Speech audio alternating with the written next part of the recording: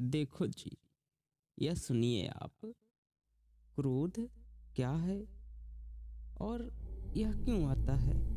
इसे जानने के लिए आपको पहले तो एनर्जी लेवल पर उतरना होगा। एनर्जी लेवल पर से कहने का तात्पर्य है कि आपको ये जो एक इमोशंस है क्रोध, हर कोई इसे छोड़ना चाहता है या फिर वो चाहते हैं कि ये इमोशंस मुझ में ना आए, किंतु आप इससे बचना चाहते हैं। तो सबसे पहले आप जानिए एनर्जी लेवल पर होता क्या है बेसिकली। तो याद रखना, इस दुनिया में जितना कुछ भी बनता या बिगड़ता है, उसी में से जो एक क्रोध हमारे अंदर की भावना है, इसका बेसिकली कार्य यह होता है कि ये आपके अंदर आकर आपको एक्साइटेड करती है कुछ करने के लिए। अर्थात आप कह सकते हैं कि क्रोध एक प्रकार का उत्प्रेरक है। क्रोध एक प्रकार की उत्प्रेरक एनर्जी है जो आपको कुछ करने के लिए उत्प्रेरित करती है, ऐसी एक ऊर्जा है। तो ये जो उत्प्रेरित की ऊर्जा होती है जो भी हमारे अंदर, हम इस उत्प्रेरित ऊर्जा में आकर कुछ तो कर जाते हैं, क्योंकि उस वक्त हम ना कुछ सोच पाते हैं और ना समझ पाते हैं, बस हम कोई ना कोई काम कर डालते हैं। किंतु जब क्रोध हम कर चुके होते हैं, उसके पश्चात हमें एहसास होता है कि हमने कुछ गलत किया।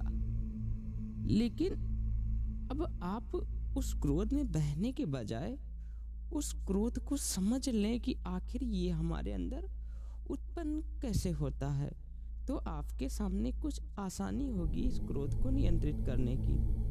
तो देखिए जी, सबसे पहले बात शुरुआत होती है शब्दों से।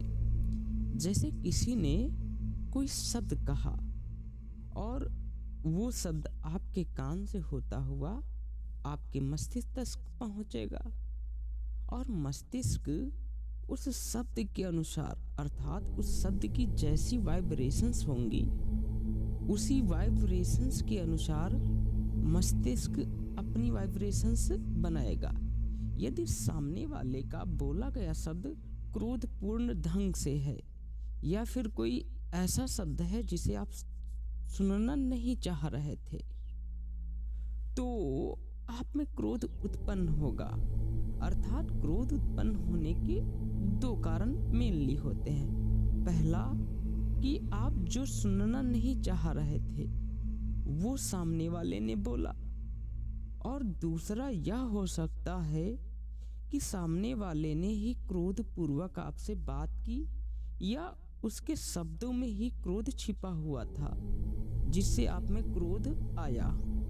तो मेनली अब यहाँ पर आप यदि अपने जीवन में अनकॉन्शियस होकर जीते हैं, अर्थात कहने का मतलब यह है कि यदि आप अपने प्रति अवेयर नहीं है कि आप क्या करते हैं, कैसे बोलते हैं, या फिर आप, मेरे कहने का मतलब यह है कि आप जिस वर्तमान पल में अभी जस्ट नाउ इसी वक्त हैं, उस पल के प्रति कितना कॉन्शियस हैं। आप जितना ज़्यादा उस पल के प्रति कॉन्शियस होंगे, आप उतना ही कम अपनी इमोशंस में बहेंगे, क्योंकि आप अपनी इमोशंस को भी देख सकेंगे। तो मेनली आप एक ये तस्वीर देखिए। इस तस्वीर में से जो मानव का गर्दन से ऊपर का भाग होता है, वहीं पर उसके समस्त इमोशंस निर्मित होते हैं, और इनमें से भी इस बॉडी का भी जो शिखर पार्ट होता है, जो इस शरीर का भी शिखर पार्ट जो सबसे ऊपर का भाग होता है, वो आपका मस्तिष्क। और ये मस्तिष्क जो है गर्दन से नीचे के पूरे भाग को कंट्रोल करता है, और साथ में ये आपकी आँख, कान, नाक, मुंह और यहाँ तक कि आपको भी नियंत्रित करता है।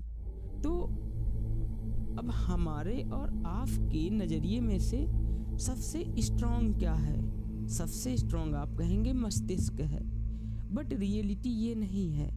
रियलिटी में से सबसे स्ट्रॉन्ग या सबसे ताकतवर कोई है तो वो स्वयं आप हैं।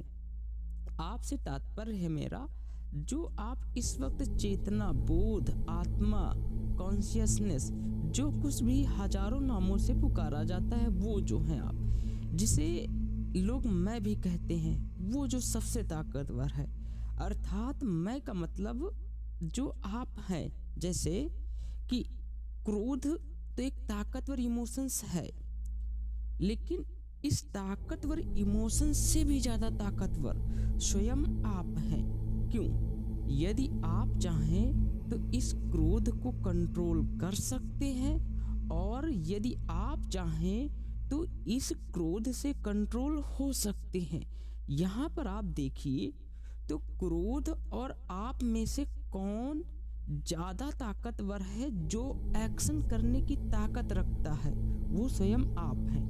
क्रोध आप में आ रहा है, आप चाहें तो उसे नियंत्रित कर सकते हैं, और आप चाहें तो उस क्रोध के आवेश में बह भी सकते हैं। तो यहाँ पर सबसे ताकतवर क्रोध नहीं है, सबसे ताकतवर स्वयं आप हैं। आप इस क्रोध को नियंत्रित कर सकते हैं, इसे नियंत्रित नहीं हो सकते हैं। ये केवल क्रोध जैसी इमोशंस पर ही बात लागू नहीं होती है, इसके अलावा भी बहुत सारे जो इमोशंस हैं, जैसे किसी से घृणा करना, चोरी करने का मन करना, बर्गर खाना, सुबह जल्दी न उठ पाना, रोज दौड़ने जाना किंतु दौड़ न पाना, किसी जॉब में अप्लाई करने के बाद पेपर न निकाल पाना। तो ये जितने भी सेक्टर्स हैं, इन सभी सेक्टर्स में से आप खुद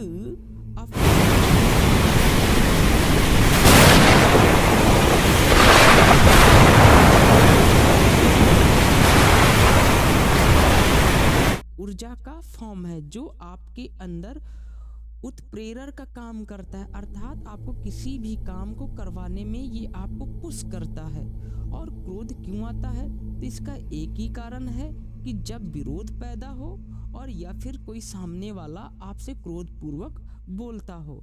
तो दोस्तों, ये प्रयास था मेरा आपको क्रोध को समझाने का। Thank you and so much इस वीडियो में अंत तक बने रहने के लिए। फिर मिलेंगे एक नए वीडियो में।